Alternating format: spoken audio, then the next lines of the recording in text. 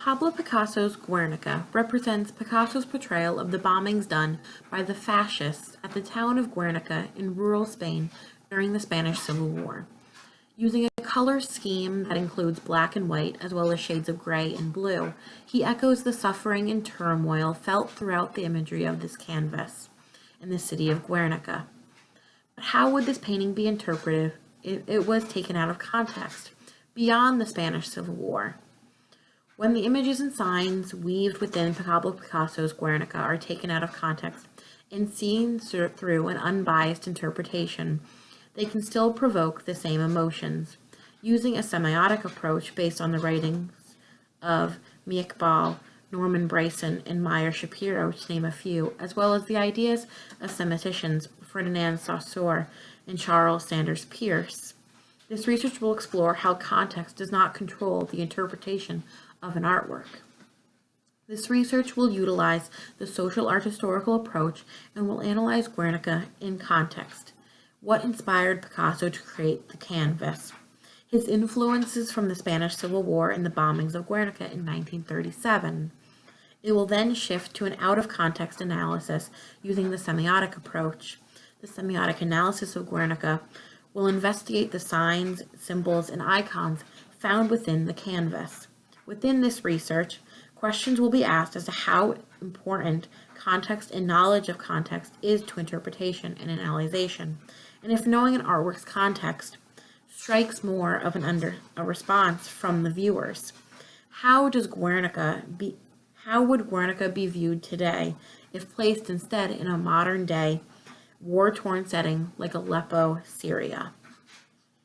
According to art historian T.J. Clark, the aim of social art history is to discover what concrete transactions are hidden behind the mechanical image of reflection, and to know how background becomes foreground, instead of analogy between form and content, as in iconography, to discover the network of real, complex relations between the two. These mediations are themselves historically formed and historically altered. In the case of each artist, each work of art, they are historically specific. Social art history is about locating an artwork within a grander context and considering social influences relevant to the creation of the artwork and the artists themselves. The methodology of social art history can also be utilized in relation to how artworks were received during their own time and to studying how a visual image can provide a ground for the making of meaning within a given society, meanings that may or may not have anything to do with the apparent subject matter or narrative of the image. Pablo Picasso's mural Guernica was completed in 1937 for the World's Fair in Paris to adorn the pavilion of the Spanish Republic. This mural is divided into 3 panels and is both triangular and rectangular in composition, emphasizing its oblong shape.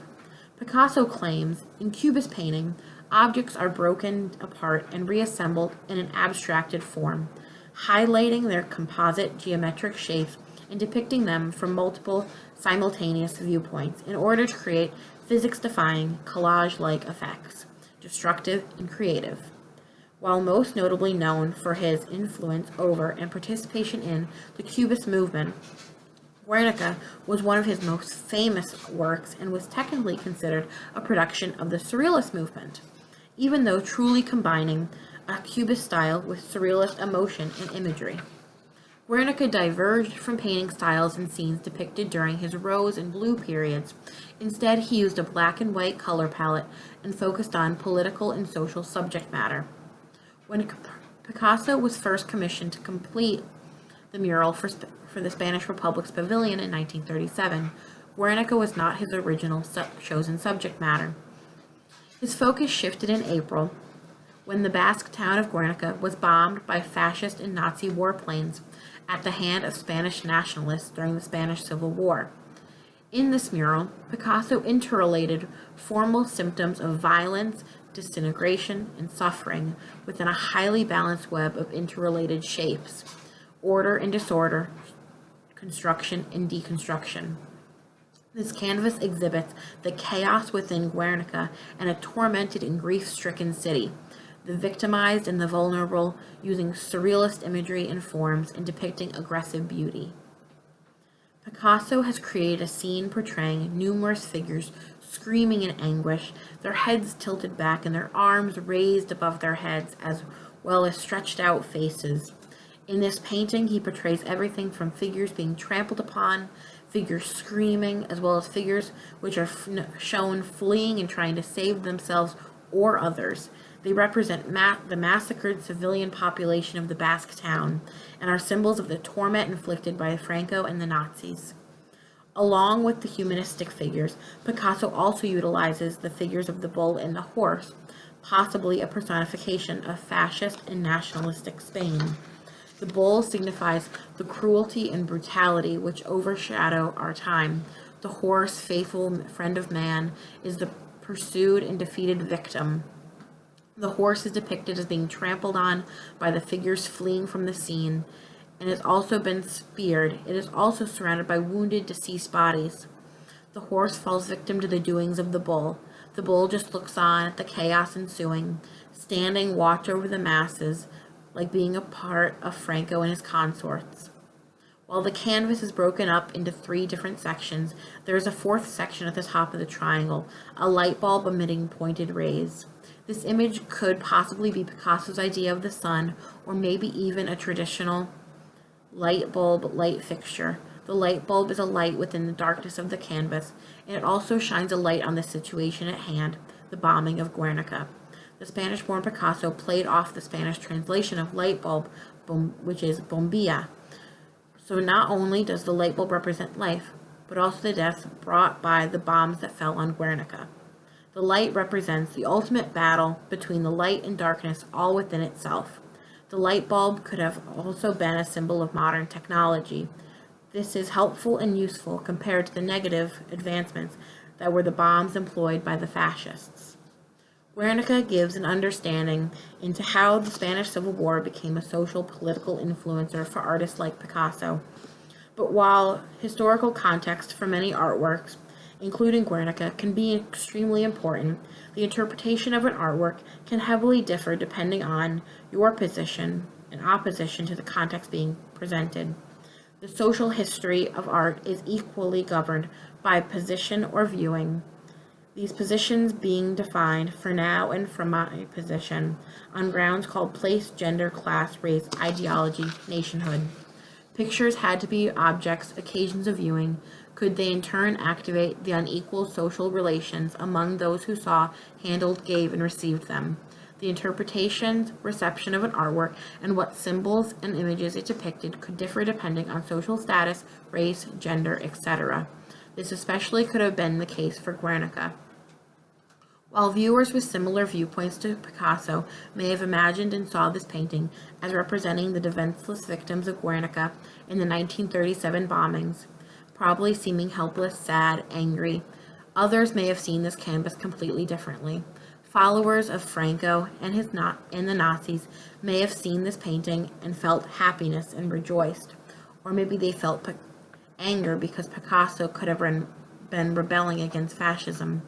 This painting has and had the ability and power to convey a multitude of emotions from people, no matter race, ideology, social status, etc. Some emotion is probably felt while viewing this painting. Whether those emotions may be negative or positive depends on the person viewing.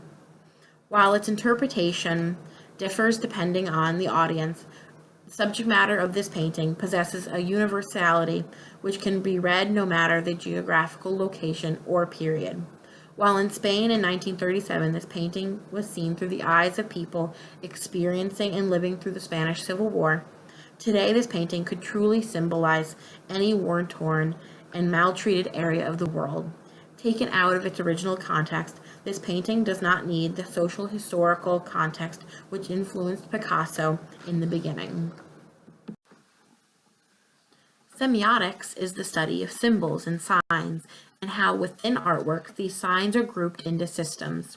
The semiotic approach then translates these symbols and images into familiar words. Semioticians ask the question, how is meaning possible?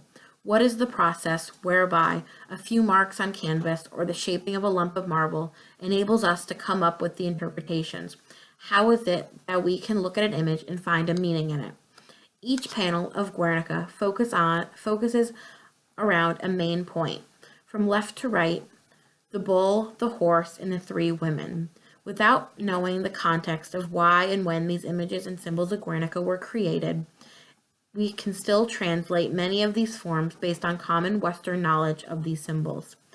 There are many easily recognizable images within this canvas, especially when it comes to the body language and facial expressions of the figures, as well as who they may be. The leftmost panel consists of a bull hovering over a screaming woman, whose head is thrown back in agony and who is holding a small child. When someone has their head tilted back with their mouth gaped open and their eyes closed, that is traditionally interpreted as screaming or crying, maybe even both depending on the situation. Based on the lifeless expression and limpness of the child's body, the viewer can assume that the child is either wounded or dead, and that is why the woman is suffering. The middle portion of the canvas consists of a horse who has been impaled with a spear, his face expressing pain and is tilted upwards like the woman to his left, as well as a trampled on figure beneath him. While we probably and generally see this image in movies or other artworks, or maybe in real life, we understand from common knowledge that this is an image of a man who has been trampled upon. The man clutches a broken sword, possibly signifying that he is a warrior or fighter of sorts, and maybe even died a martyr, fighting for something he believed in. Finally, the rightmost section of the canvas shows three figures, presumably women, in different actions. The woman in the top corner, with head tossed back and arms raised, looked as though she has leapt or fallen from the small window above her. To her left, we see a face looking towards the carnage, while an outstretched arm holds a candle up to the back of the horse's head. The third woman is shown lunging or running towards the massacre, her left foot positioned in the far right corner of the canvas. Even though she is running towards the screaming and wounded people, she may be rushing to help or possibly running away from something much worse. The semiotic approach of analyzing Guernica is important because it allows us to think of this painting outside of its traditional subject matter and context. Instead of thinking about these symbols and images in relation to the society and politics of the time when it was painted, the Spanish Civil War, we have focused our attention to the symbols themselves, translating them into recognizable forms. The emotions of this canvas are conveyed by us just recognizing that these figures are suffering without even having to know the context. The images and symbols in this painting could carry the same feelings of destruction and sorrow, even if placed within a different or more contemporary setting. As contemporary viewers of Guernica, we possess the ability to place this painting within a multitude of destructive settings. This canvas could possibly represent the war-torn city of Aleppo, Syria, or even the devastation and ruins of the World Trade Centers after the attacks on September 11th. Out of its original context, Guernica can be viewed as a universal symbol of terror and anguish in the destructions of war. Each method gives its own approach to analyzing this painting. We can analyze it through its social art historical context as a portrayal of Picasso's views of the Spanish Civil War and the bombings of Guernica in April of 1937. But the semiotic approach looks at the canvas without the known context. It looks at the figures, signs, and symbols within the canvas as recognizable in typically Western forms. In relation to analyzing Picasso's Guernica, I believe that the social art historical method is possibly more useful. We can look at these images in relation to the Spanish Civil War and as a confrontation between fascism and nationalism.